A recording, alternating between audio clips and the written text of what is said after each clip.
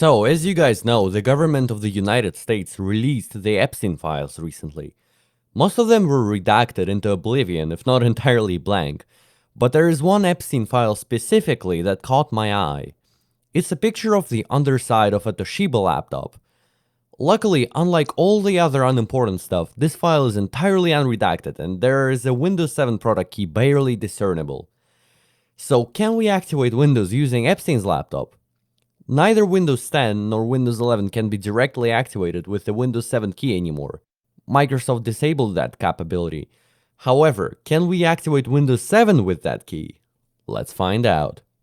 For that purpose, we will need to spin up a Windows 7 VM.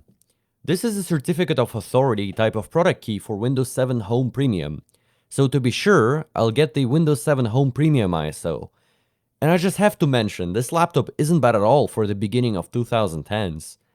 It's a Toshiba Satellite L635. Crazy the fact he got to own such a device. Wasn't he in prison by that point?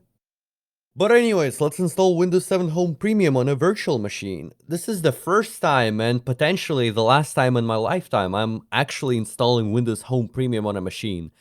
Because it just lacks features.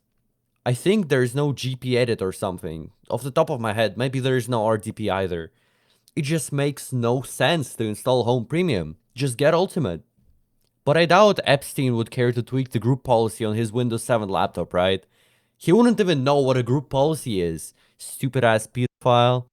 Okay, by that point Windows 7 was installed, and I struggled a bit with the product key. It's like on the edge of being redacted by the poor camera quality. But after a couple attempts, I got it.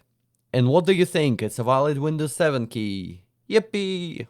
Having a valid key on our hands, though, is only part of the ordeal. We need to activate it on the Microsoft backend servers for the key to count as valid and genuine. It's a key with a valid format, and we're yet to find out if it's actually going to activate our install on the back end. So here's the product ID and the activation notification. Let's run it. We're immediately faced with an error.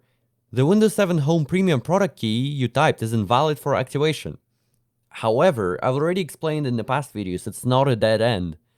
The Microsoft activation mechanism is quite complex. The reason this key is considered invalid is because Windows tries to activate it automatically via the internet, and it fails because there's only one chance per COA key for direct internet activation.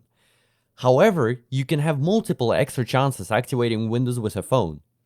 5 to 10 times you can do that before the key gets blacklisted, and you can't activate the install with it anymore.